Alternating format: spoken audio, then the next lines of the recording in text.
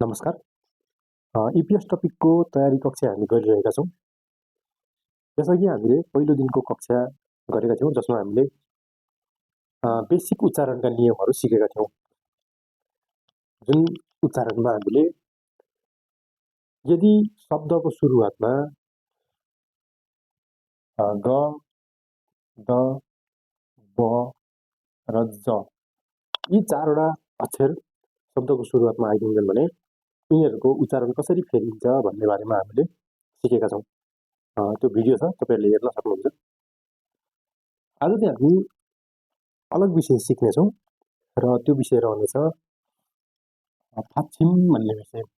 फाक्षिम दुई किसिमका हुन्छन्। एउटालाई खिवन फाक्षिम भनिन्छ।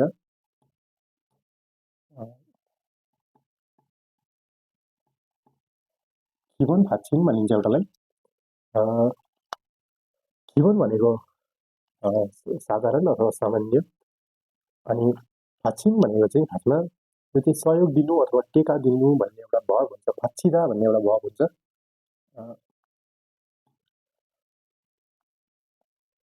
फाक्षिदा भन्ने भाव हुन्छ। यो भावबाट बनेको शब्द हो यो फाक्षिम भन्ने। यसको अर्थ चाहिँ सहयोग गर्नु अथवा टेका दिनु भने जस्तो हुन्छ। यो एउटा भयो खिवन फाक्षिम।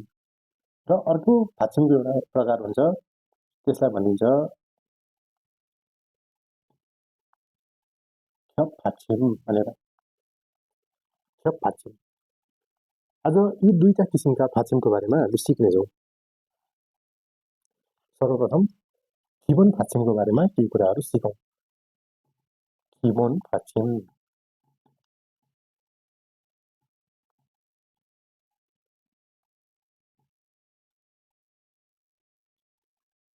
खिवन फाक्षिम।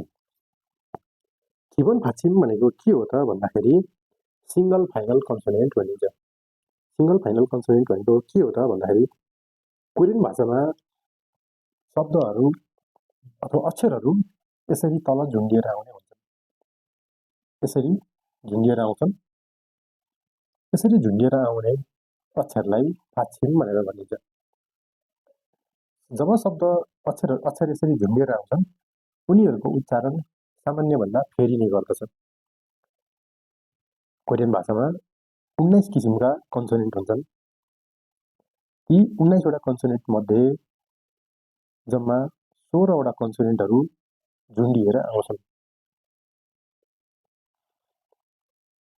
यसमा त, प र च यी तीनटा अक्षर झुन्डिएर आउँछन्, जसले गर्दा 16बाट 19 वटा 16 वटा जम्मा 16 वटा मात्रै झुन्डिएर आउने गर्दछ।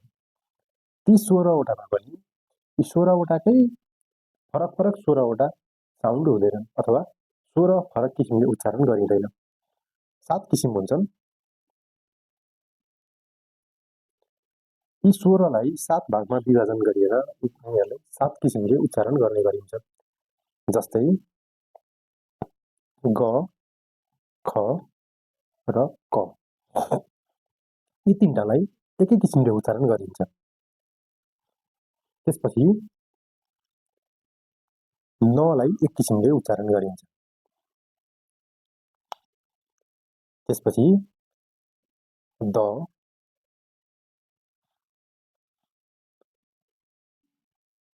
थ, स, स, ज, छ र ह यी 7 वटालाई अर्को किसिमले उच्चारण गरिन्छ। त्यसपछि रहेको छ ल, अथवा कसरी लेख्नुहुन्छ हैन, यसरी लेख्दा पनि भयो। यसलाई एक किसिमले उच्चारण गरिन्छ।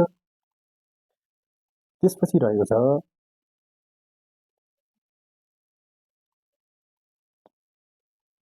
मैले फ सुरुमा लेख्दिएँ, ब र फ यिनीहरूलाई एक किसिमले उच्चारण गरिन्छ। त्यसै गरी रहेछ म, यसलाई एक किसिमले गरिन्छ। त्यसपछि रहेको छ न, यसलाई एक किसिमले गरिन्छ। अब यी किसिम के हुन् भन्दाखेरि यी तीनवटा मध्ये जुनसुकै अक्षर झुन्डेर आए पनि त्यसलाई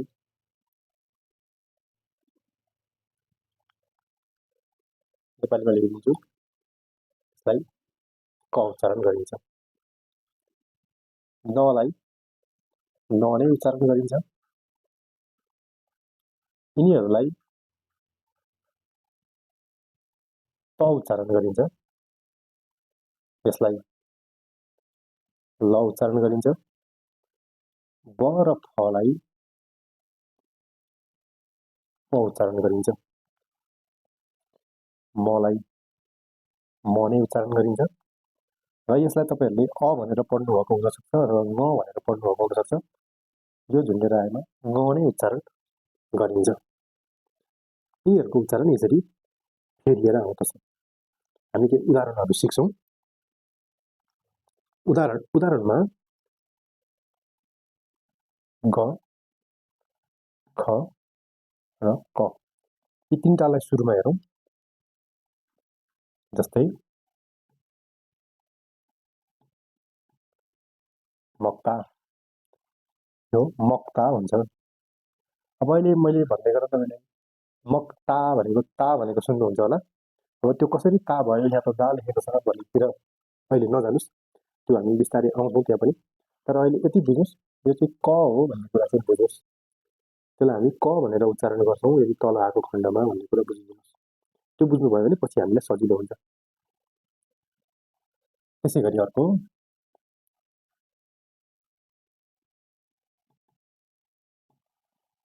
फुवक। हामीले योभन्दा अघिल्लो कक्षामा ब यदि शब्दको सुरुवातमा आउँछ भने त्यसलाई फ उच्चारण गर्नुपर्छ भनेर सिकेका छौँ। त्यही भएर यसलाई हामीले फुवक भनेर उच्चारण गर्नु पर्यो। त्यसै गरी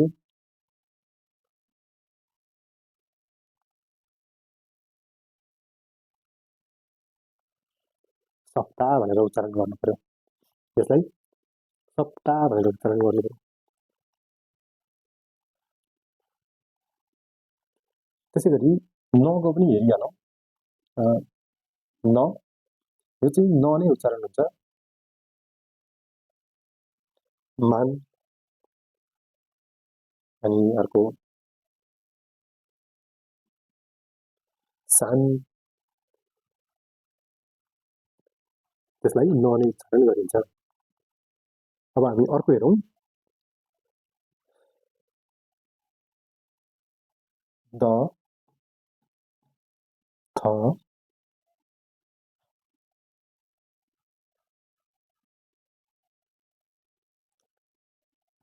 स, ज, छ, ह यिनीहरू सबै त उच्चारण हुन्छ। जस्तै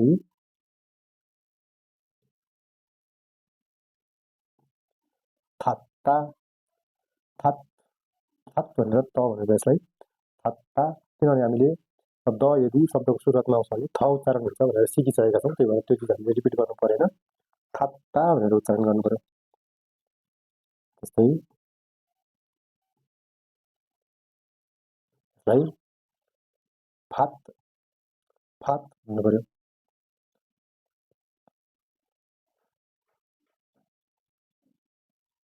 ओत, ओत, ओत भन्नु पर्यो।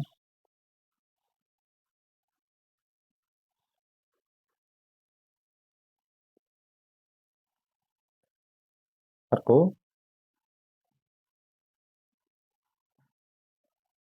इत्ता, इत्ता भन्नु पर्यो। यसलाई हामीले त नै भन्यौँ।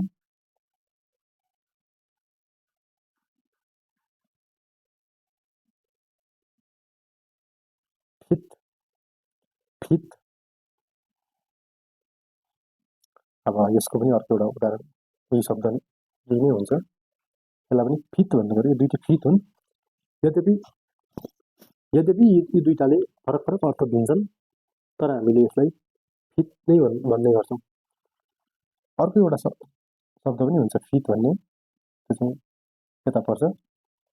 यी तिनटै फितले अलग अलग अर्थ दिन्छन्। त्यो अर्थमा हामी पछि जाउँला। अथवा कसैलाई थाहा छ भने त्यो राम्रो कुरो हो, तर अहिले हामी यहाँ अर्थमा गएका छैनौँ। त्यसै गरी अर्को एउटा रहन्छ थत्था। अब यो पनि थत्ता हो, यो पनि थत्ता हो उच्चारण है। यी दुईटैको अर्थ चाहिँ फरक फरक हुने गर्दछ। अब हामी ख्याप फाच्छिम भन्ने टपिकमा जाउँ।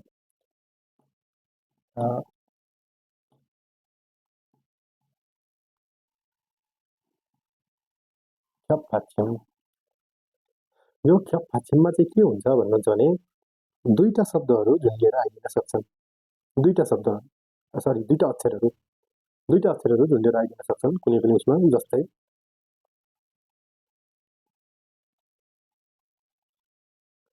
यस्तो अवस्था हुन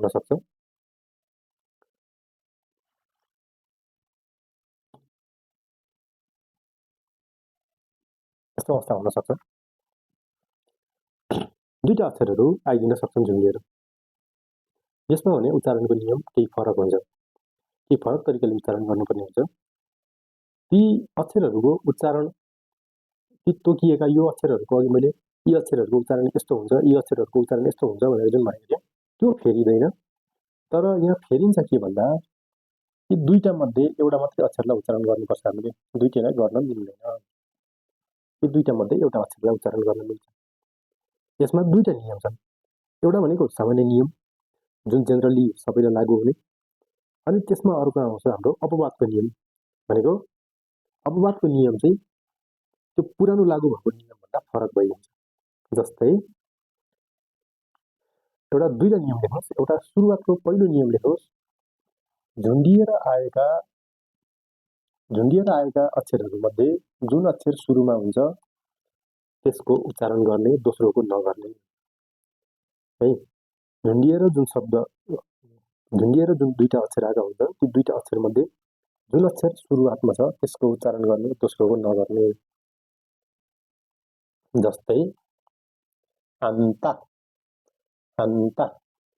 अहिले यसमा नजानुहोस्, यो अपवादको नियममा पर्ने हो, यसमा मात्रै जानुहोस्। अन्ता, हामीले आनलाई उच्चारण गर्यौँ, जलाई गरिएन है। अन्ता भनेर उच्चारण गरियो। अब त भनेको सुन्नुभयो होला यो डलाई, त्यसको लागि पछि अर्को नियम आउँछ। कुन नियम अनुसार चाहिँ यो द चाहिँ त हुन्छ भन्ने नियम पछि आउँछ। तर यसलाई चाहिँ भने अन्ता भन्न सिक्नुहोस्। अन्ता। त्यस्तै अर्को नियम रहेको छ यी अन्ता जस्तै अन्ता,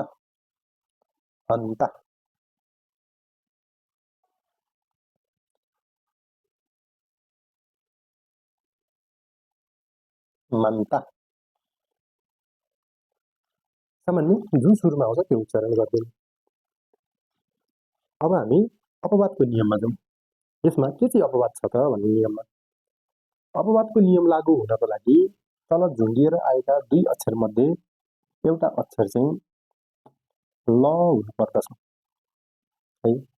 दुईटा मध्ये एउटा अक्षर ल छ भने त्यो शब्दको उच्चारणका लागि अपवादको नियम लागू हुन्छ। यदि दुईटा अक्षर झुन्डिएर आएका छन् र त्यो दुईटा मध्ये एउटा कुनै अक्षर र अथवा ल जे भन्नुहुन्छ यो रहेको छ भने त्यसमा अपवादको नियम लागू हुन्छ। नियम के हो त भन्दा यदि पहिलो ल छ, पहिलो यो छ र दोस्रोमा यो ग, म अथवा फ, यी तीनटा मध्ये कुनैसँग पनि यो आएको छ भने यो ल पहिलो पनि हुन सक्छ, दोस्रो पनि हुन सक्छ। जता पनि ल आएको छ भने यो नियम लागू हुन्छ। यदि लसँग ग, म र फ आएको छ भने हामीले लको उच्चारण त्याग्नु पर्छ। लको उच्चारण त्यागेर दोस्रो जुन बाँकी हुन्छ त्यसको मात्रै उच्चारण गर्नुपर्छ।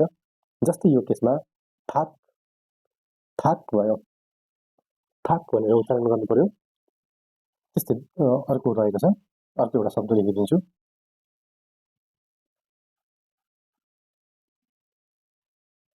क्षमता। अब यो ल आउने बित्तिकै हामी अपवादको नियममा जानु पर्यो। अपवादको नियममा जानु पर्यो। के छ त? ल आयो। अपवादको नियममा के छ त? यो तीनटा मध्ये कुनै एउटा आएको छ भने लको उच्चारण छोड्ने। तीनटा मध्ये कुनै एउटा छ त? छ। म आएको छ। म आएको छ भन्ने बित्तिकै यसको उच्चारण छोड्नु पर्यो हामीले, यसलाई मात्रै उच्चारण गर्नु पर्यो। जस्तै ल आएर पनि यो नियम लागू नहुने अवस्था छन्। जस्तै अब हेर्नुहोस्, ल आएको छ, ल आयो, तर दोस्रो अक्षर यी तीनटा मध्ये कुनै पनि परेन भनेपछि हामीले पुरानै नियममा जाने भनेको जुन सुरुमा आउँछ त्यसैलाई उच्चारण गर्दिने। हेर्नुहोस्, अब यो के हो त? नलता भयो। भनेपछि यसको फन्डामेन्टल नियम त्यही हो। यसको नियम भनेको दुईटा अक्षर झुन्डिन्छन् भने जुन सुरुमा आउँछ त्यसको उच्चारण गर्ने, तर ल आएको हुन्छ र लसँग दोस्रो भनेको ग म फ रहेको हुन्छ भने हामीले लको उच्चारण त्यागेर ती तीनटा मध्ये जुन छ त्यसको उच्चारण लिइदिने।